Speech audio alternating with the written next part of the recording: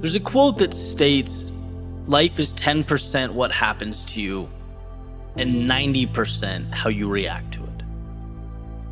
Which means that your reaction is drastically more important than the circumstance. And that's critical to know. It's critical to understand that no one in life has more power over your own situation than you. And there's an old story that hits on this point exactly. There's a father and a daughter.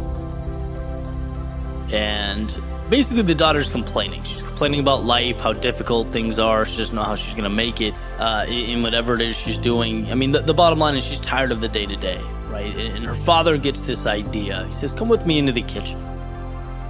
And he gets 3 pots of water, puts them on the stove and turns the burners on. As soon as they start boiling, he drops a potato in the first one, an egg in the second one, and some coffee beans in the third one. And after some time goes by and they boil a little bit, he pulls them out, right? He puts the potato in a bowl, he puts the egg in a bowl, and he takes a ladle and he puts some of the coffee in a cup. And he says, what do you see? She says, well, I see a potato, I see eggs, and I see coffee. He says, yeah, but look closer. There's more there. And she goes and she touches the potato and it's now soft. And he hands her the bowl with the boiled egg. And she takes the shell off and breaks it open. She sees that it's hard inside. Then finally he asks her to take a sip of the coffee. And, she smells it. She takes a sip. A smile comes to her face. She says, so what does all this mean? What are you trying to say?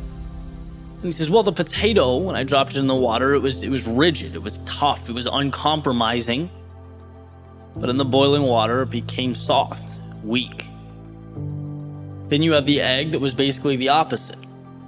This delicate layer protecting a liquid center, and the boiling water made it hard. And then there was the coffee.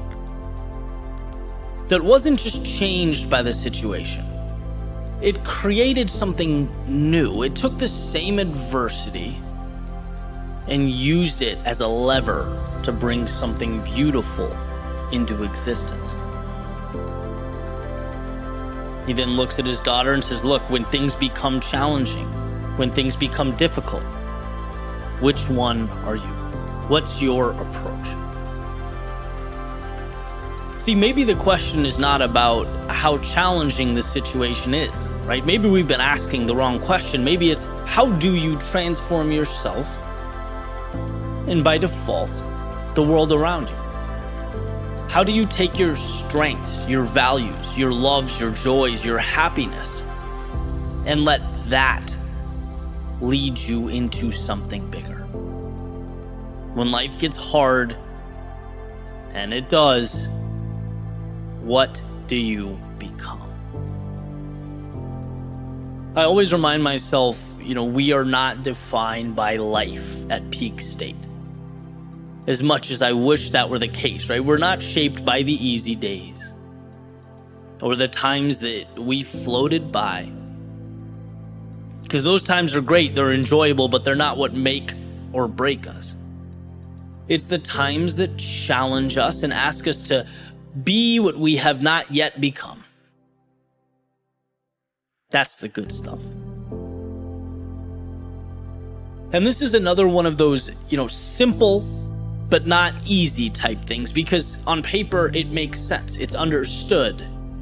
But it's an outlook that manifests over time. It's slowly stacked piece by piece and brick by brick, realizing that every situation provides you with tools to make something out of an apparent nothing.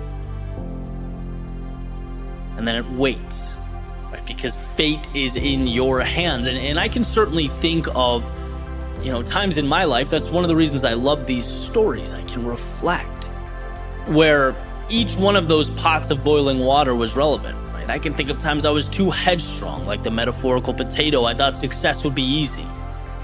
I thought projects would be simple to execute. I spent months doing things that just weren't good because I didn't ask, what does the world need? I asked myself, what do I want to give the world?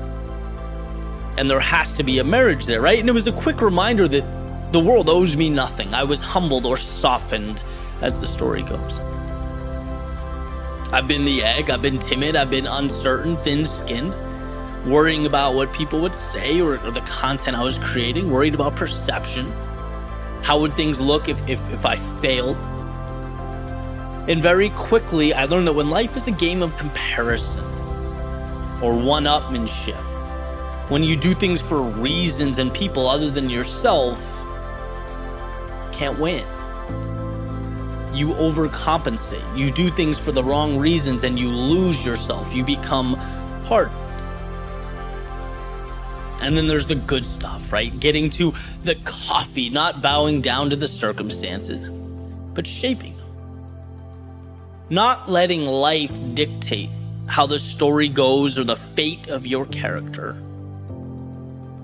And what's interesting is I'm pretty sure that being that metaphorical egg and the potato, they lay the foundation to become the coffee, the life lessons, the falling down, the picking my ego up off the floor, learning to trust myself, not be led by the opinions and expectations of others. You essentially learn that you can take the world around you and change it, that it is malleable, it is flexible. You have that power. You have that ability. It's up to you to believe it. And that's critical because no one comes along and co-signs that understanding for you. It's an internal process.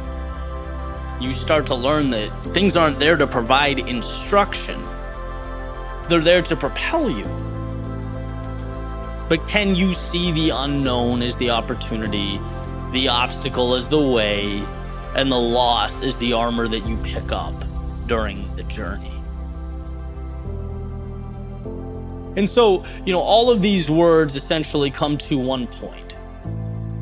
And that point is you have so much more control over your life than you think you do.